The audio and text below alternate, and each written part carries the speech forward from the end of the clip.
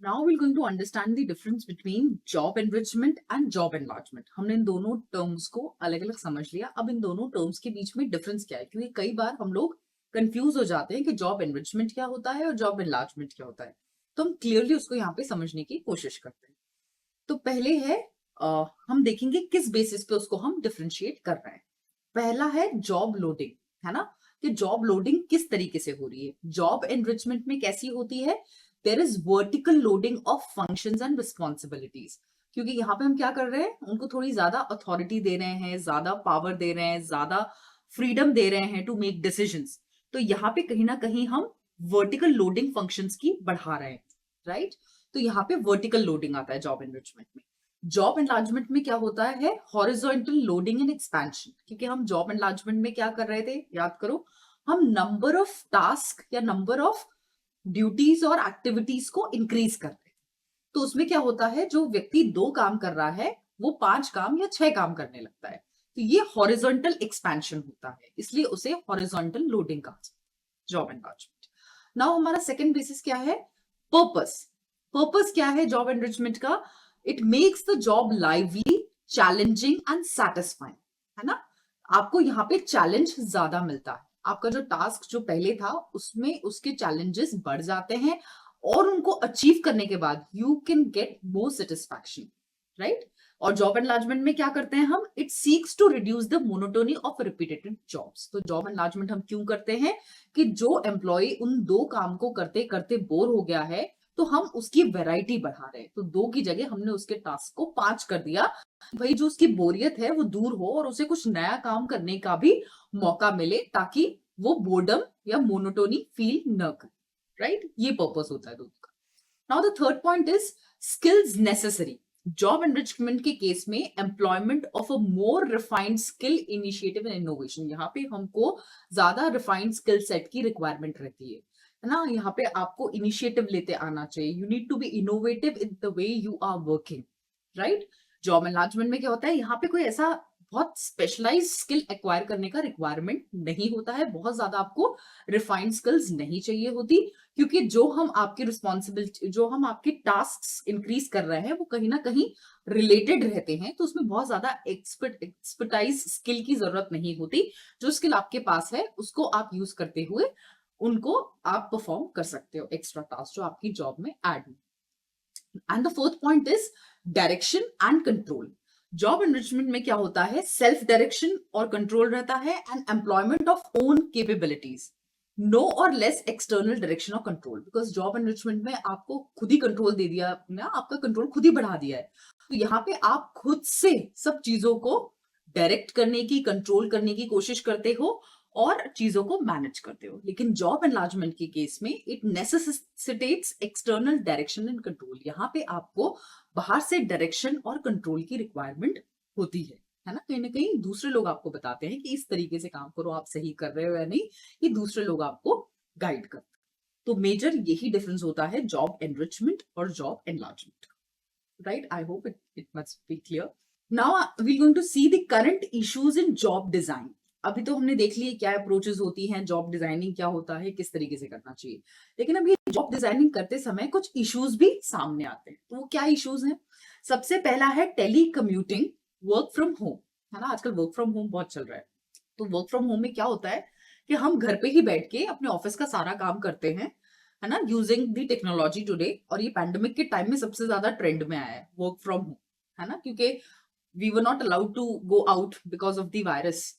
तो सब लोग अपने घर पे बैठ के ही काम कर रहे थे, और वर्चुअली ऑफिसेस क्रिएट हो गए थे जहां पे हम वर्चुअली बैठ के अपने सब कामों को कंप्लीट कर रहे थे। तो यहाँ पे क्या है, ये जो वर्क फ्रॉम होम वाला जो कॉन्सेप्ट है, यहाँ पे काम तो आसान हुआ है ना। कहीं ना कहीं लोगों ने कॉस्ट भी रिड्यूस हुई है लोगों की, because there was AT&T company, ये अमेरिकन टेलीकम्युनिकेशन कंपनी है, जिसने अपना $500 मिलियन जो कॉस्ट है वो रिड्यूस किया था by opting for this work from home. ठीक है, और ऐसी बहुत सारी फॉर्च्यून 500 कंपनीज है जो कि आज इस चीज को यूज कर रही है, टेक्नोलॉजी को यूज करके वो ये सारी चीजें कर रही है। लेकिन इसमें चैलेंज क्या आता है ना, इंपॉर्टेंट ये कि चैलेंज क्या आता है। चैलेंज इसमें ये आता है कि telecommuting does not allow employees to communicate with other employees of the organization. And establishing relationship with them, क्योंकि यहाँ पे आप वर्चुअली काम कर रहे हो, है ना, आप फेस टू फेस लोगों से कम्युनिकेट डायरेक्टली नहीं कर सकते हो, तो यहाँ पे प्रॉब्लम आती है, क्योंकि रिलेशनशिप एस्टैब्लिशमेंट प्रॉपर नहीं हो पाता, बिकॉज वर्चुअली हम बात करें, जब हम इन पर्सन जाके किसी से बात करते हैं तो वहां पे क्लाइंट रिलेशनशिप बिल्डिंग एक अलग टाइप की होती है, और जब हम वर्चुअली बात करते हैं तो वो कॉन्सेप्ट बहुत अलग हो जाता है, राइट। उसके बाद सेकंड पॉइंट है employees only deal with their computer technology the whole day, तो यहाँ पे क्रिएटिविटी उतनी नहीं रह जाती, है ना। सो क्रिएटिविटी नहीं रह जाती बिकॉज सेम काम है, आप कंप्यूटर के सामने बैठे हो, you have to keep doing that same work, so वो क्रिएटिविटी लूज होने लगती है धीरे धीरे करके। तो ये एक चैलेंज ऑर्गेनाइजेशन फेस करती है एम्प्लॉइज कंटेक्स्ट में। So this is very important कि एक एम्प्लॉय की क्रिएटिविटी बनी रहे, है ना। तो उसके लिए हमें जरूरी है कि हम ये टेलीकम्यूटिंग वर्क फ्रॉम होम जो कॉन्सेप्ट है इसको हम कैसे यूटिलाइज करें वो हमें देखना चाहिए, लेकिन इन पर्सन जो काम करने की बात है वो हमेशा अलग ही होती है। Now the third point is it also serves as a hindrance in the way of skill upgradation, ना, कि भाई स्किल अपग्रेडेशन में एक हिंड्रेंस की तरह काम करता है वर्क फ्रॉम होम। क्योंकि क्या है, क्योंकि हम अकेले ही हैं, हम अकेले ही काम कर रहे हैं, तो हमें लगता है हमें सब कुछ आता है, लेकिन जब हम बाहर जाते हैं, लोगों को देखते हैं what kind of skill set do they have, तो हमें समझ में आता है कि हमें क्या अपग्रेडेशन करने की जरूरत है। तो उस चीज के लिए ये एक हिंड्रेंस का काम करता है ना, वर्क फ्रॉम होम। सो ये सारी कुछ दिक्कतें हैं जो कि आती है। Now the second point is task revision. Task revision of job design is nothing but to modify an incorrectly defined job role. कोई जॉब रोल जो कि करेक्टली डिफाइन नहीं हुआ है उसको मॉडिफाई करना, है ना, क्योंकि रिविजन यानी रिवाइज करना, जो चीज पहले क्लियरली डिफाइंड नहीं थी उसे हम क्लियरली डिफाइन कर रहे हैं, एंड दैट टू क्या, टास्क।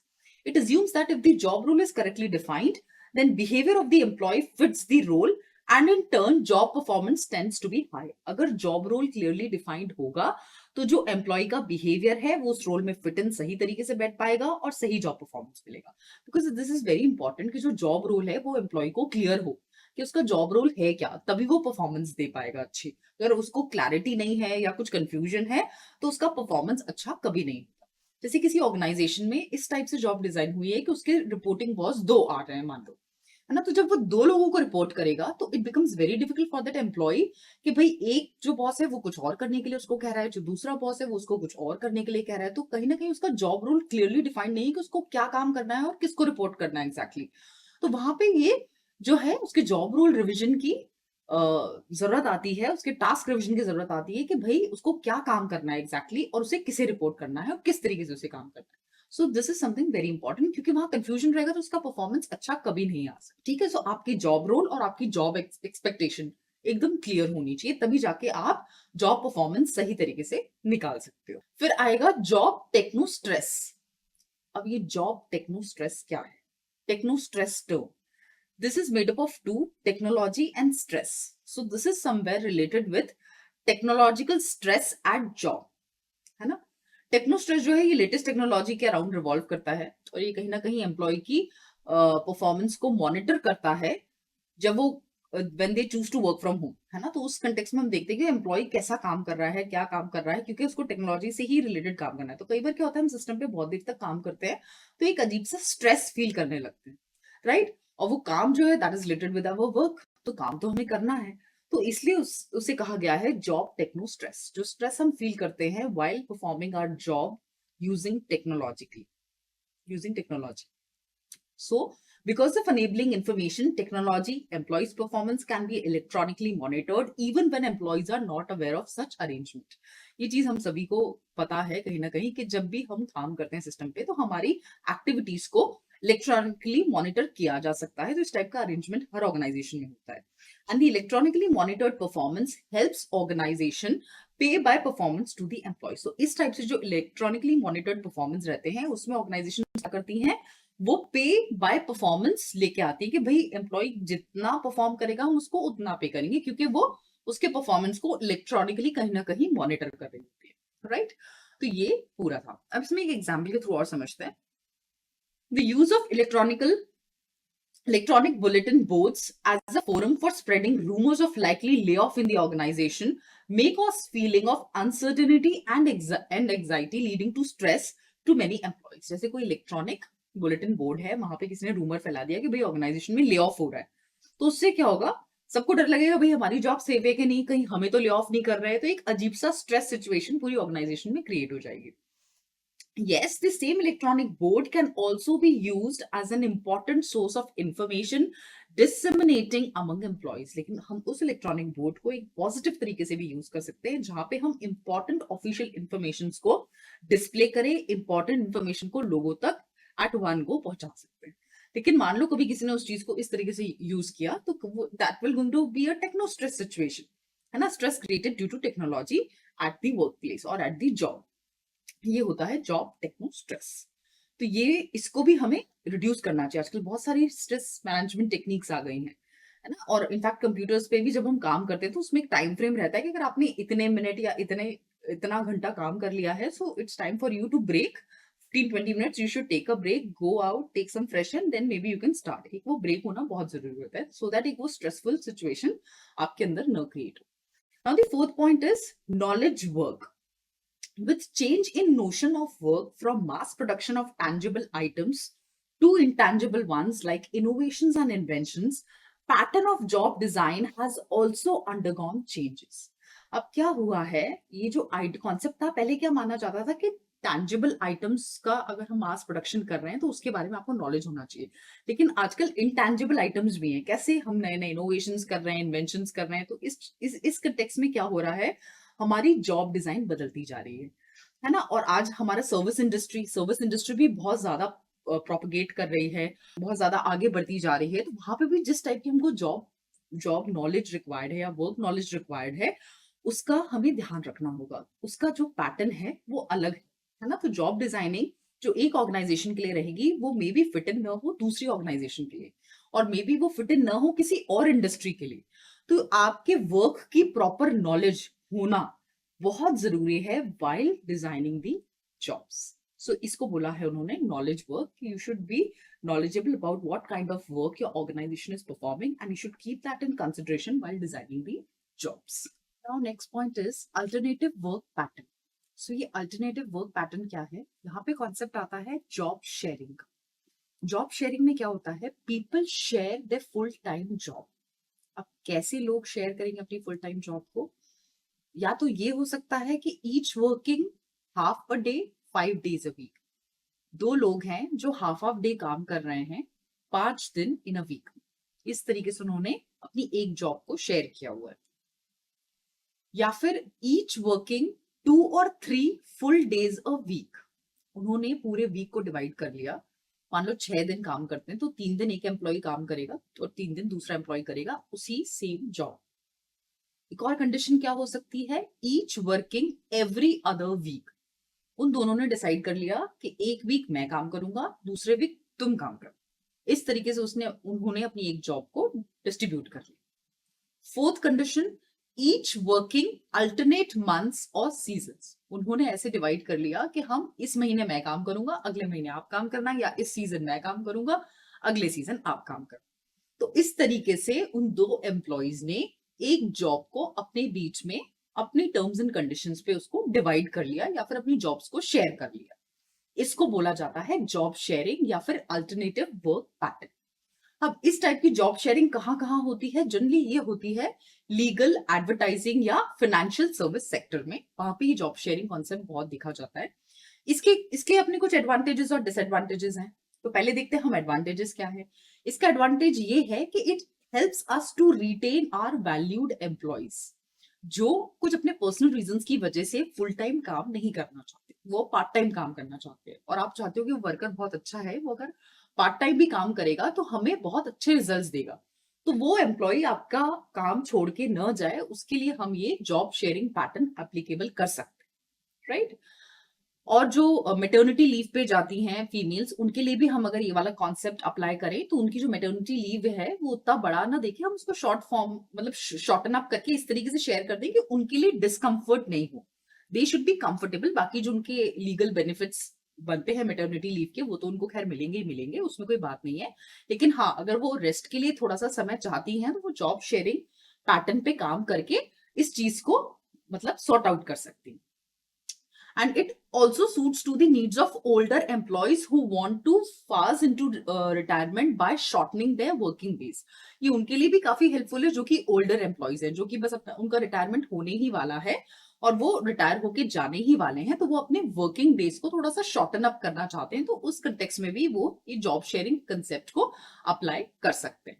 और ये job sharing can also limit lay off during hard economic times. जब हार्ड इकोनॉमिक टाइम्स चलता है, जब क्राइसिस या रिसेशन चलता है, उस टाइम में ले ऑफ्स को रोकने के लिए भी हम ये जॉब शेयरिंग पैटर्न अप्लाई कर सकते हैं। तो यहाँ पे एक पॉसिबिलिटी बनती है कि लोगों की ज्यादा जॉब्स नहीं जाए, ज्यादा लोगों को हमें ले ऑफ न करना पड़े और हम उन्हें इस पैटर्न पे काम करवा सके। लेकिन यहाँ पे प्रॉब्लम्स भी बहुत आती हैं, है ना। प्रॉब्लम्स क्या आती हैं कि जो जॉब शेयरिंग है, it goes against the concept of employer employee relationship.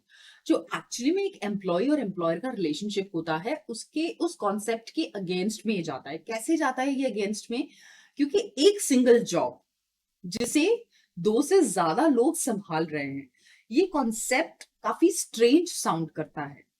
और साथ ही साथ में हमें क्या दिक्कत आती है कि हम उन 2 एम्प्लॉइज को एक जॉब का रिम्यूनरेशन किस तरीके से डिस्ट्रीब्यूट करें उनके बीच में, उन लोगों का परफॉर्मेंस अप्रेजल हम कैसे करें, because it difficult to assess the performance of one individual. वो 2 लोग एक जॉब कर रहे हैं, है ना, किसका कितना कंट्रीब्यूशन है उसको असेस कर पाना बहुत मुश्किल हो जाता है। अगर आप उसी को असेस नहीं कर पाओगे तो आप उनका परफॉर्मेंस अप्रेजल कैसे करोगे, आप उनको रिम्यूनरेशन कैसे डिस्ट्रीब्यूट करोगे, उनकी लीव्स कैसे काउंट करोगे। तो बहुत सारी ऐसी दिक्कतें आती है जब हम ये जॉब शेयरिंग कंसेप्ट अप्लाई करते हैं। सो इसलिए ये जॉब शेयरिंग कॉन्सेप्ट को अप्लाई करने के पहले you need to give it a clear thought कि how to go by it, और ये कैसे दोनों के लिए विन विन सिचुएशन हो सकती है, एम्प्लॉय के लिए भी और एम्प्लॉयर के लिए भी।